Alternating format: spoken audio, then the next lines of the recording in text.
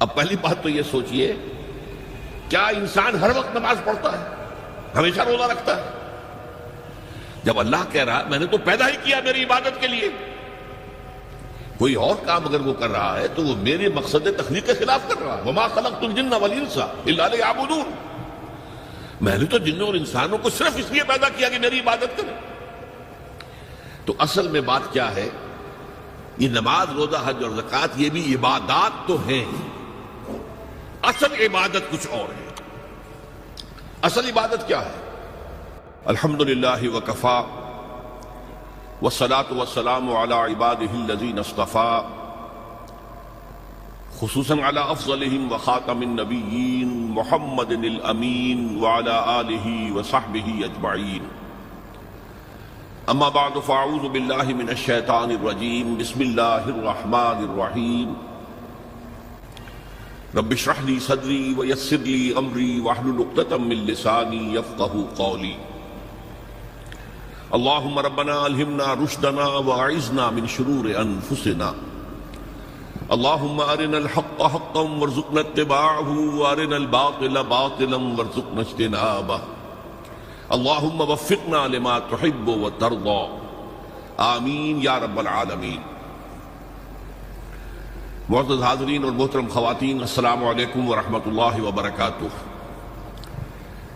آپ کے علم میں ہے کہ میرا آج کی گفتگو کا عنوان ہے کلمہ طیبہ، اور اس کے حوالے سے یا اس کی روشنی میں ہمارے دینی فرائض۔ بچپن میں مجھے امید ہے کہ بہت سے لوگ خوش نصیب ایسے ہوں گے اس مجمع میں جن کی تعلیم کا آغاز قاعدہ یسرنا القرآن سے ہوا ہو یا نورانی قاعدے سے ہوا ہو، اور پھر اس کے بعد حضرت مولانا مفتی کفایت اللہ رحمۃ اللہ علیہ کے کتابچے تعلیم الاسلام جو ہے انہیں پڑھائے گئے ہوں۔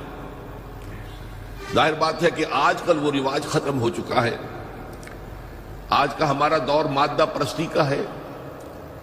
ہماری تعلیم میں بھی آپ کو معلوم ہے کہ کنڈر گارٹن جو ہے اس سے بات شروع ہوتی ہے، اور ممی اور پاپا یہ الفاظ جو ہیں وہ بچوں کو سکھائے جاتے ہیں، اللہ اور اس کے رسول کا نام عام طور پر نہیں پڑھایا جا رہا۔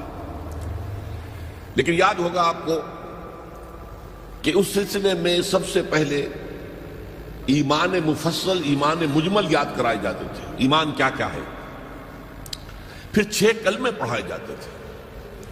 یہ 6 کلمے یوں سمجھیے کہ اسلام کی تعلیمات کا لب لباب اور خلاصہ۔ ان میں سے پہلے 2 کلمے کیا ہیں جو اہم ترین ہیں؟ کلمہ طیبہ، لا الہ الا اللہ محمد رسول اللہ صلی اللہ علیہ وسلم۔ یہ مختصر ترین کلمہ ہے، اسے ہم کلمہ طیبہ کہتے ہیں، اور یہ سمجھیے کہ ہمارے دین کی جڑ اور بنیاد اور اساس ہے۔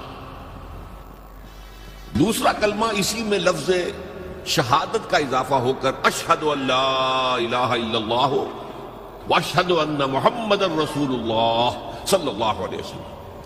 یہ کلمہ شہادت جو ہے یہ اسلام میں داخلے کا شاہ درا ہے۔ شاہ درا، در کہتے دروازے کو، شاہ درا بہت بڑا دروازہ۔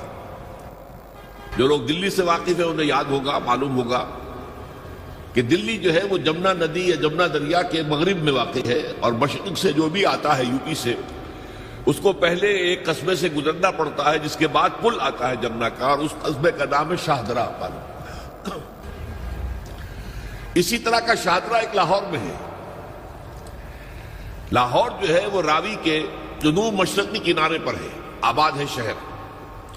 اب جو بھی پشاور سے، سرحد سے، اسلام آباد سے، پورے پنجاب سے لوگ آتے ہیں تو انہیں لاہور میں داخل ہونے کے لیے دریائے راوی کراس کرنا ہوتا ہے، لہذا وہاں بھی ایک قصبہ ہے جس کا نام شاہ درا ہے۔ شاہ درا یہ بڑا در ہے کہ جس سے داخل ہو کر آپ دلی میں یا لاہور میں داخل ہوں گے۔ اسی طرح میں نے عرض کیا کہ اسلام میں داخلے کے لیے شاہ درا جو ہے وہ ہے اشہد ان لا الہ الا اللہ واشہد ان محمد رسول اللہ صلی اللہ علیہ وسلم۔ آج میں انہی 2 کے حوالے سے آپ کے سامنے کچھ باتیں رکھ رہا ہوں۔ باتیں بالکل بنیادی ہیں، اور میں سمجھتا ہوں کہ آپ کے ذہنوں کے اندر موجود ہیں۔ صرف یہ ہے کہ آپ نے شاید زیادہ کبھی شعوری طور پر توجہ نہ دی ہو اور ان کے بارے میں کہیں گہرا غور و فکر نہ کیا ہو۔ دیکھیے پہلا جز کیا ہے؟ لا الہ الا اللہ، کلمہ توحید ہے یہ، اللہ کے سوا کوئی معبود نہیں۔ اب اس کا تقاضا کیا ہے؟ اور دوسرا جز ہے محمد الرسول اللہ صلی اللہ علیہ وسلم، اس کا تقاضا کیا ہے؟ اللہ کے سوا کوئی معبود نہیں، معبود برحق صرف اللہ ہے۔ اس کا کیا مطلب ہے؟ عبادت صرف اس کی ہوگی، کوئی معبود نہیں اللہ کے سوا، عبادت اسی کی ہوگی۔ اس عبادت کا مفہوم کیا ہے؟ قرآن مجید میں بہت سے انبیاء کی اور رسولوں کی دعوت بیان ہوئی اور نام بنام کہا گیا۔ ان کی دعوت کیا تھی؟ ان اعبدوا اللہ ما لکم من الہ غیرہ، اللہ کی عبادت کرو، تمہارا کوئی الہ اس کے سوا نہیں۔ اس کے ساتھ ہی بعض صورتوں میں ایک لفظ کا اضافہ ہوتا ہے، سورہ شعراء میں ان اعبدوا اللہ واطیعون، عبادت اللہ کی کرو، میری اطاعت کرو۔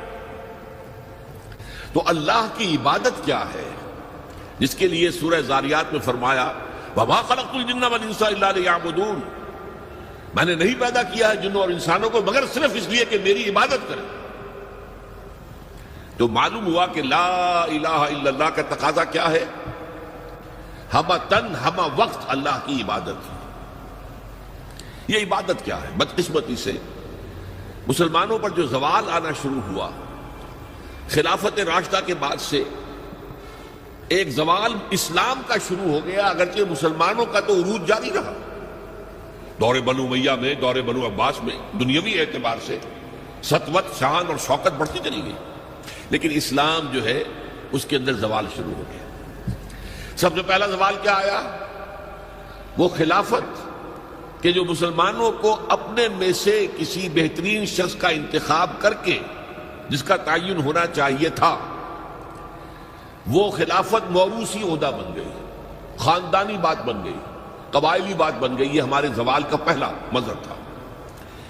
بہرحال اس کے بعد رفتہ رفتہ ہمارے تصورات بھی کچھ محدود ہوتے چلے گئے، ہوتے ہوتے بات یہاں تک پہنچی کہ عبادت کا مطلب ہے نماز، روزہ، حج اور زکوٰۃ۔ اب پہلی بات تو یہ سوچئے، کیا انسان ہر وقت نماز پڑھتا ہے، ہمیشہ روزہ رکھتا ہے؟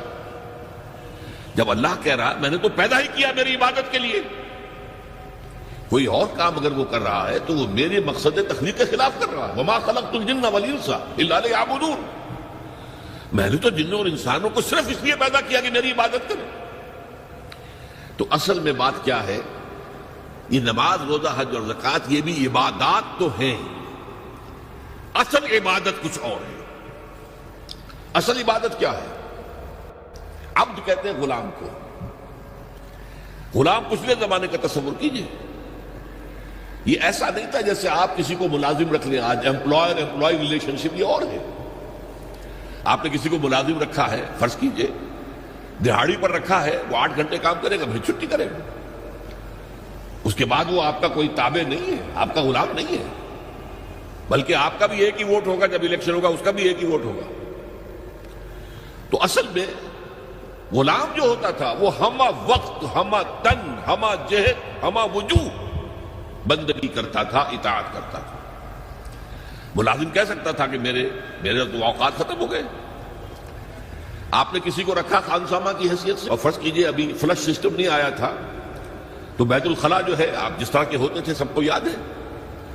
کسی دن بھنگن نہیں آئی، آپ کہیں اس سے خانسامہ سے کس طرح جاؤ بیت الخلاء صاف کراؤ، وہ صاف کیا کہ صاحب میں تو خانسامہ ہوں، میں آپ کو کھانا پکا کر دینے کا پابند ہوں، میں یہ آپ کا بیت الخلاء صاف کرنے کا تو پابند نہیں ہے۔ کہے گا کہ نہیں کہے گا؟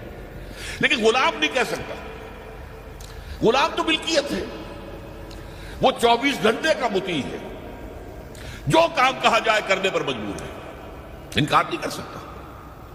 اور آپ کو معلوم ہو ایک اور بات ہونی چاہیے کہ غلام تو خود مملوک ہوتا ہے، اس کی ملکیت کوئی نہیں ہوتی۔ آقا نے کوئی اگر کوٹھڑی دے دی ہے کہ تم رات کو اس میں سو جایا کرو تو کیا وہ اس کوٹھڑی کا مالک ہو گئے؟ آقا نے کوئی چارپائی دے دی ہے اس پر سویا کرو تو کیا چارپائی کا مالک ہو گئے؟ نہیں، قطعاً نہیں، خود مملوک ہے۔ اور پچھلے زمانے میں غلاموں کا معاملہ کیا تھا؟ آقا جب چاہے ذبح کر دے، قتل کر دے، کوئی مقدمہ نہیں بنے گا، نہ 302 کا نہ 304 کا۔ کیوں؟ جیسے آپ کی بکری آپ کی ملکیت تھی، آپ نے ذبح کیا، گوشت کھا لیا، کوئی پوچھ سکتا ہے آپ سے؟ میری بکری تھی بھائی، میں نے ذبح کیا، Who are you to ask me؟ اسی طرح غلام میری ملکیت ہے، میں نے قتل کر دیا، میں نے اپنا نقصان کیا ہے نا۔ میں اس غلام کو فروخت کرتا تو کچھ پیسے مل جاتے مجھے، لیکن اختیار میرا ہے، میں نے اسے قتل کر دیا۔ اس معنی میں اللہ کا غلام بن جانا، اللہ کا بندہ بن جانا۔ یہ بندہ جو ہے یہ فارسی کا لفظ ہے، عبد عربی کا لفظ ہے۔ عبد سے عبادت بنا، بندے سے بندگی بنا۔ چنانچہ شیخ سعدی کا شعر ہے مشہور، جو مسجدوں میں پہلے لکھا جایا کرتا تھا۔ آج کل تو ہمارا نئی قسم کی مسجدوں کے ڈیزائن بنتے ہیں نا، پچھلے زمانے میں کیا ہوتا تھا؟ اس در کے اوپر چوکٹا بنا ہوا ہے، روز محشر کے جان گداز بود، اولی پرسش نماز بود۔ وہ قیامت کا دن جو بہت سخت ہے، پہلا حساب نماز کا ہوگا۔ اور یہ شعر میں لکھا ہوتا تھا، زندگی آمد برائے بندگی، زندگی بے بندگی شرمندگی۔ یہ زندگی ہمیں ملی ہی بندگی کے لیے ہے، وما خلقت الجن والانس الا لیعبدون۔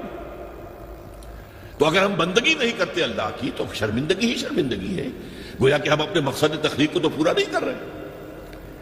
آپ نے قلم بنایا تھا لکھنے کے لیے، لکھتا نہیں ہے تو اٹھا کے پھینک دیں گے، آپ اس کو کوڑے میں ڈالیں گے۔ لہذا انسان کی تخلیق اور جنوں کی تخلیق بندگی کے لیے ہوئی۔ زندگی آمد برائے بندگی، زندگی بے بندگی شرمندگی۔ یہ ہما وقت، ہما تن، ہما وجوہ، ہما جہد اللہ کی اطاعت، یہ ہے عبادت۔ اس عبادت کے لیے عبادات ہمیں دی گئی ہے۔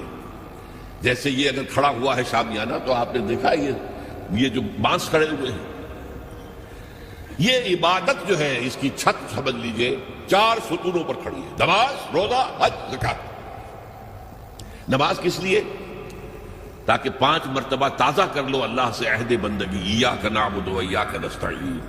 کہیں بھول مت جانا، صبح ہوئی ہے پہلے اپنا اللہ سے بندگی کا عہد تازہ کر لو، پھر دکان پہ جانا، پھر دفتر میں جانا، اور پھر دوپہر میں پھر نکلو، پھر تازہ کرو۔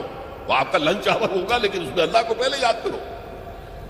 پھر جب بہت زیادہ ایکٹیویٹی کا ٹائم ہوتا ہے شام کا، پھر یاد کرو اللہ کو عصر کے وقت، پھر مغرب کے وقت، پھر رات کو عشاء۔ 5 دفعہ یاد کرو اقم الصلاۃ لذکری، کہ تمہیں یہ بات یاد رہے کہ ہم اللہ کے بندے ہیں اور ہمارا کام بندگی ہے، ہما تن، ہما وجوہ، ہما وقت اللہ کی عبادت۔